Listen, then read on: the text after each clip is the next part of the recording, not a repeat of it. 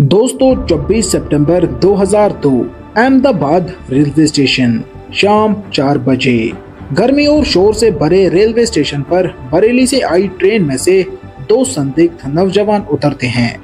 इनके कंधे पे बड़े बड़े बैग टंगे हुए थे और ये नजरें चुराते हुए बड़ी ही तेजी और खामोशी से स्टेशन से बाहर निकलते हैं। बाहर निकलते ही ये 2234 नंबर की व्हाइट एम्बेसडर कार में बैठ जाते हैं। यहाँ से ये एम्बेसडर गाड़ी बड़ी तेजी से अपने काले कारनामे पूरे करने के लिए अपने लक्ष्य की तरफ आगे बढ़ती है।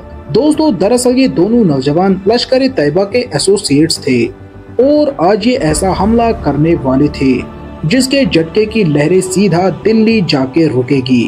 और जब तक दिल्ली सरकार इस अटैक से निपटने का फैसला लेगी तब तक पता नहीं ये आतंकवादी कितने मासूम लोगों को मौत की नींद सुला चुके होंगे।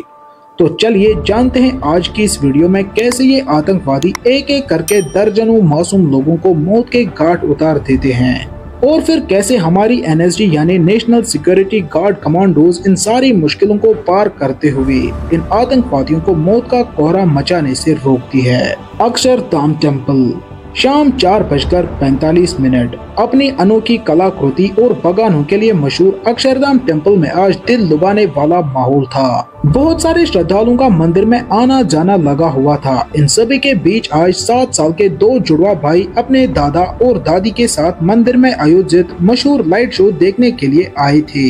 कुछ लोग मंदिर के मुख्य कक्ष में भगवान का आशीर्वाद ले रहे थे और कुछ बुक स्टॉल पे किताबें खोज रहे थे तो कुछ ऑडिटोरियम में लाइट शो का आनंद उठा रहे थे। इसी बीच कुछ लोगों को ये शांति हजम नहीं होती है और तभी गेट नंबर 3 के सामने से 2234 नंबर की ये एम्बेसडर कार आकर रुकती है। इसके बाद वही दो नौजवान भी गाड़ी में से उतरते हैं। ये दोनों जिनके कंधों पे अभी भी बैग टंगे हुए थे वो मंदिर परिसर में घुसने के लिए आगे बढ़ते हैं, लेकिन स्टाफ सिक्योरिटी इन्हें बैग खोलने के लिए कहते हैं, लेकिन ये बैग खोलने की जगह अचानक से वापस मुड़ जाते हैं। सिक्योरिटी स्टाफ थोड़ा परेशानी में पड़ जाते हैं और इन्हें दूर जाते देख रहे थे। अचानक ये दोनों एक जगह रुक जाते हैं और अपने बैग जमीन पर रख देते हैं। जमीन पर बैग रखने के बाद ये उसमें से AK-47 राइफल्स निकालते हैं। सिक्योरिटी स्टाफ जो इनकी पीठ की तरफ घूर के देख रहे होते हैं उन्हें ये दोनों लड़के हाथ में AK-47 पकड़े हुए उनकी तरफ मुड़ते दिखाई देते हैं। ये देख सिक्योरिटी स्टाफ की आंखें फटी की फटी रह जाती है। वो पलके झपकाते या मुंह से कुछ कहते उससे पहले ही ये दोनों नौजवान गोलियों की बारिश शुरू कर देते हैं। दोस्तों अब शुरुआत होती है उस खौफनाक रात की जिसमें किसी को भी अंदाजा नहीं था कि ये जल्लाद टेररिस्ट कितने निहत्थे लोगों की जान लेंगे। वीडियो में आगे बढ़ने से पहले फटाफट मंदिर के नक्शे पे एक नजर डालते हैं। 23 एकड़ में फैले हुए मंदिर परिसर के चारों तरफ 7 फीट ऊंची दीवार थी और आतंकवादी जिस गेट से घुसे थे वहां से एक सीधा फुटपाथ मुख्य कक्ष तक जाता था। अब गोलियों की आवाज से लोग जहां मौजूद है वही छिपने की जगह ढूंढने लगते हैं और मुख्य कक्ष में मौजूद लोग फटाफट 15 फुट लंबे दरवाजे को अंदर से बंद कर देते हैं। आतंकवादियों को लोगों के साथ खून की होली खेलते अभी सिर्फ 3 ही मिनट हुए थे और इसी बीच मुख्य कक्ष में मौजूद पुजारी पुलिस को फोन कर देते हैं। ये खबर लीक होते ही मानो पूरे गुजरात में तहलका मच जाता है और तुरंत गुजरात पुलिस और BSF यानी बॉर्डर सिक्योरिटी फोर्सेस के कमांडोज मंदिर पहुंचना शुरू कर देते हैं। दोस्तों भले ही ये सुनने में एक अच्छी खबर लग रही हो लेकिन आतंकवादी सुरक्षा एजेंसी से कई कदम आगे का सोच के आए थे, इसलिए अब वो ऐसा कदम चलते हैं जिसे संभलने के लिए खुद NSG की जरूरत पड़ी। मुख्य कक्ष का दरवाजा अंदर से बंद होने के कारण आतंकवादी ऑडिटोरियम 1 में घुस जाते हैं।